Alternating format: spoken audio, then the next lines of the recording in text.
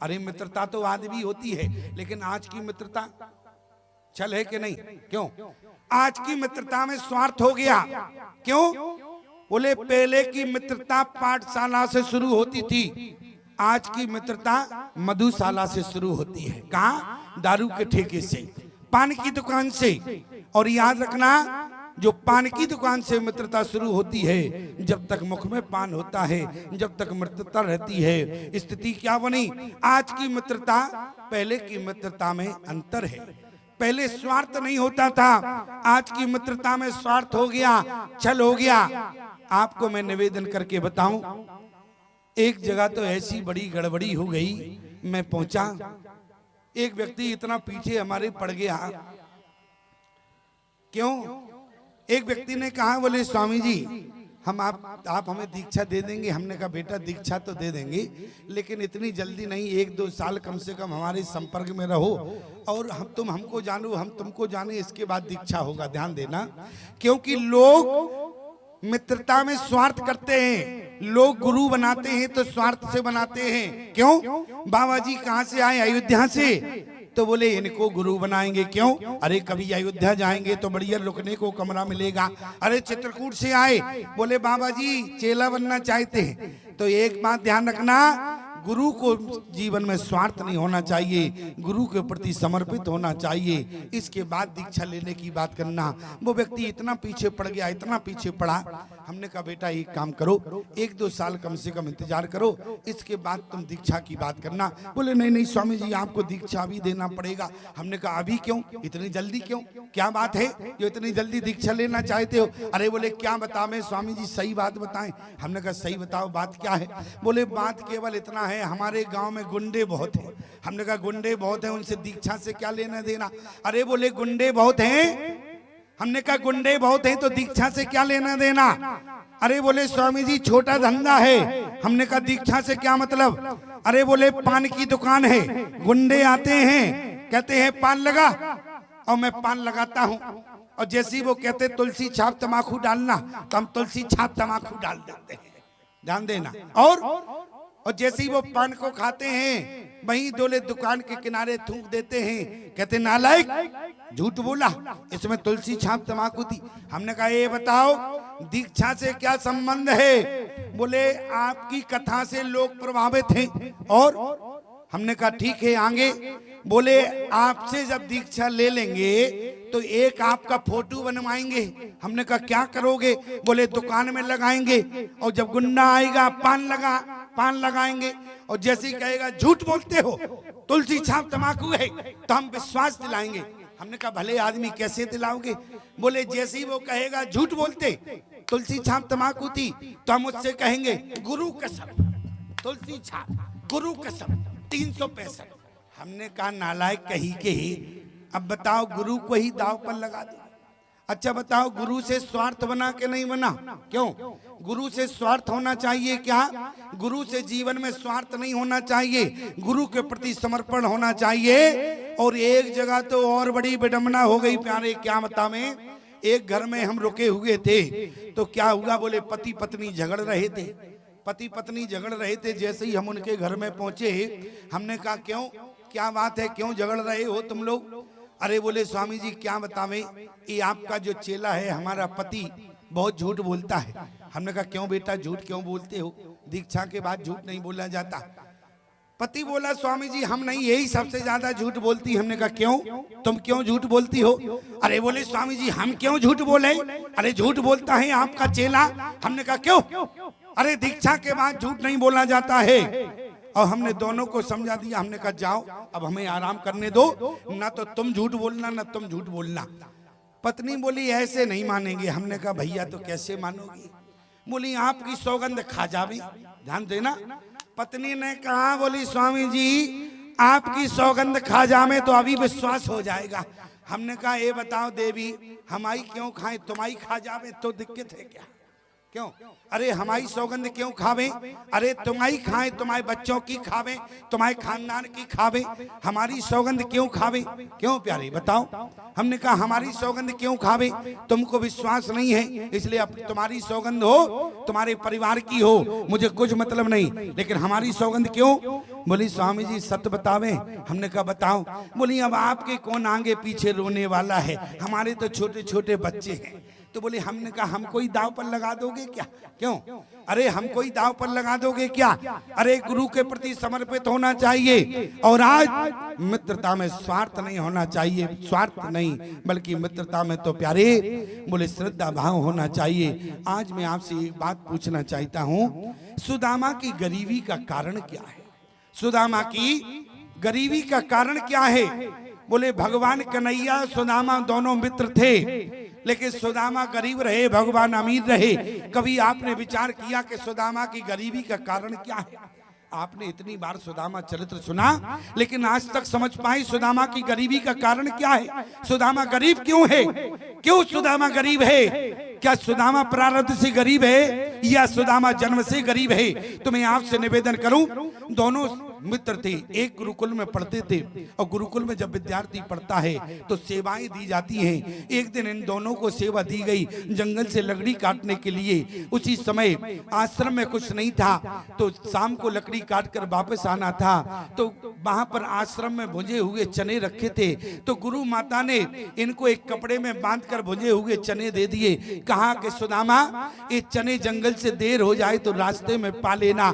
सुदामा ने चना की पोटली ली, वहीं रख दिया। जाने में थोड़ा विलंब था, और इतनी देर में दुर्वासा ऋषि का आना हुआ। दुर्वासा ऋषि ने कहा, बोले भिक्षाम देही, और जैसे ही बोले दुर्वासा ऋषि आए और दुर्वासा ऋषि ने कहा भिक्षाम देही, तो मैया गुरु माता ने कह दिया अभी बाबा जी घर में कुछ नहीं है, कुछ बना नहीं है, आपको क्या देवे? उसी समय दुर्वासा ऋषि क्रोधी हैं। दुर्वासा ऋषि ने आंख बंद करके देखा तो घर में कपड़े में बंधे हुए चने रखे थे।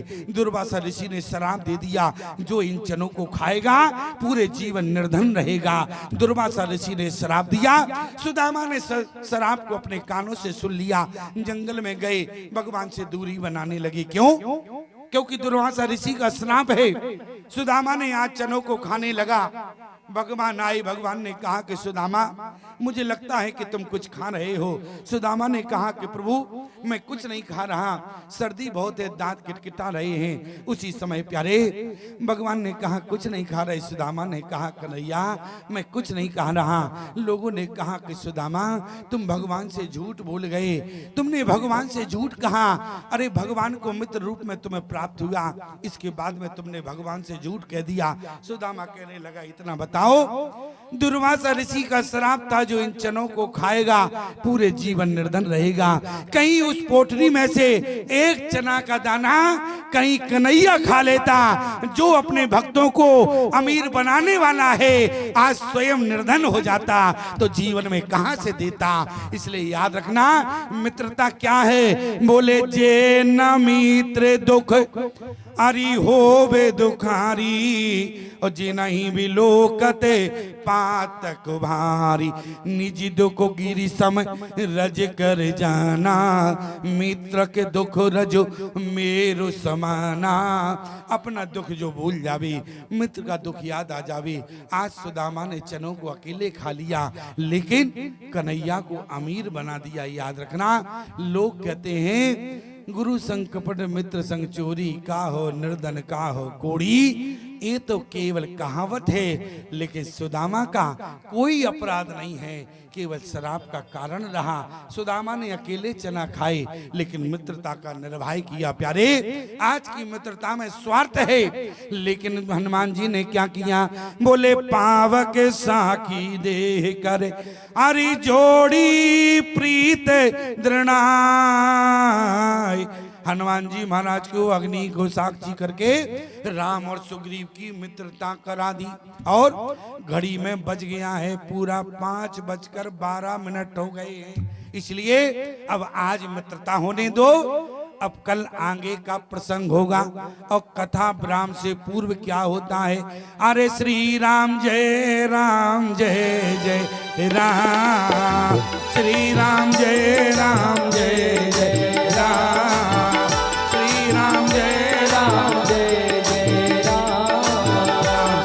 राम जय राम जय जय राम। श्री राम जय राम जय जय राम। श्री राम जय राम जय जय राम। श्री राम जय राम जय जय राम। श्री राम जय राम जय जय राम। श्री राम जय राम जय जय राम।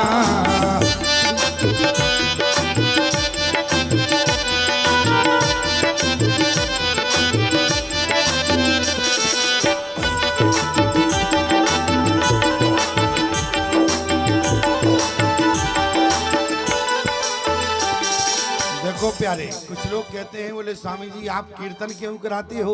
अरे कथा से पूर्व में कीर्तन और कथा के बाद भी कीर्तन। कीर्तन क्यों होता है पता है आपको? कीर्तन इसलिए होता है माताओं, अच्छा ईमानदारी से बताओ, तुम किसी डब्बे में जब खाद्य पदार्थ को रखती हो तो ऊपर से ढक्कन लगाती हो कि नहीं? अच्छा ढक्कन क्यों लगाती हो? कि जिससे बरसाती दीमक न लग जाए, कहीं खाद्य पदार्थ में कचरा ना गिर जाए, कहीं दीमक न लग जाए। इसी प्रकार से प्यारे संत कहा करते हैं राम कथा से सुनने से पूर्व राम नाम की तली लगा लो और सुनने के बाद राम नाम का ढक्कन लगा लो, जिससे पूरे जीवन कथा सुरक्षित बनी रहे, कहीं शंका का दीमक न लग जाए। और शंका का दीमक लगेगा तो कथा सुरक्षित नहीं रहेगी।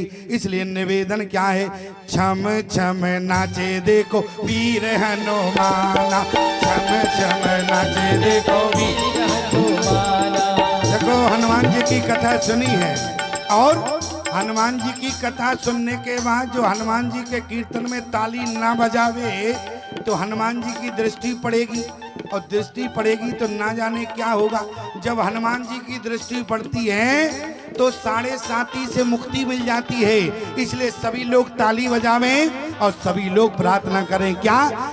छम छम नाचे देखो वीर हनुमान, छम नाचे देखो वीर हनुमान, छम छम नाचे देखो वीर हनुमान। कहते हैं लोग इसे, कहते हैं लोग इसे राम का दीवाना। छम छम नाचे देखो वीर हनुमाना, छम छम नाचे देखो वीर हनुमाना।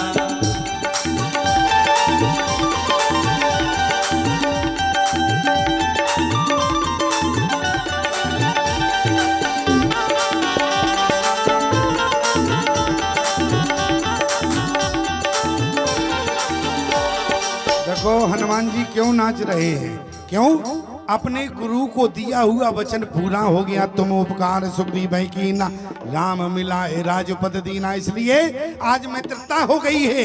ऐसा मत समझना कि हनुमान जी ने, सुग्रीव जीव आत्मा है, भगवान परमात्मा है, हनुमान जी महात्मा है। महात्मा काम क्या करता है? जीवात्मा को परमात्मा से जोड़ने का काम महात्मा किया करता है। इसलिए हनुमान जी ने किए कर दिया। हनुमान जी नाचने लगे, छम छम नाचे देखो वीर हनुमाना, छम नाचे देखो वीर हनुमाना, छम छम नाचे देखो वीर हनुमाना, छम नाचे देखो वीर हनुमाना। कहते हैं लोग इसे राम का दीवाना, छम छम नाचे देखो वीर हनुमाना, छम नाचे देखो वीर हनुमाना। धर्म की अधर्म का, प्राणियों में विश्व का, गौ माता की, भारत माता की, राम जन्मभूमि की, कृष्ण जन्मभूमि की।